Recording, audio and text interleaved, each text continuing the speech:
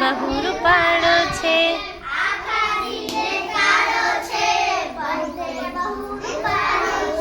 ચાબુકનું નહીં કામ છે, ચેતક એનું નામ છે.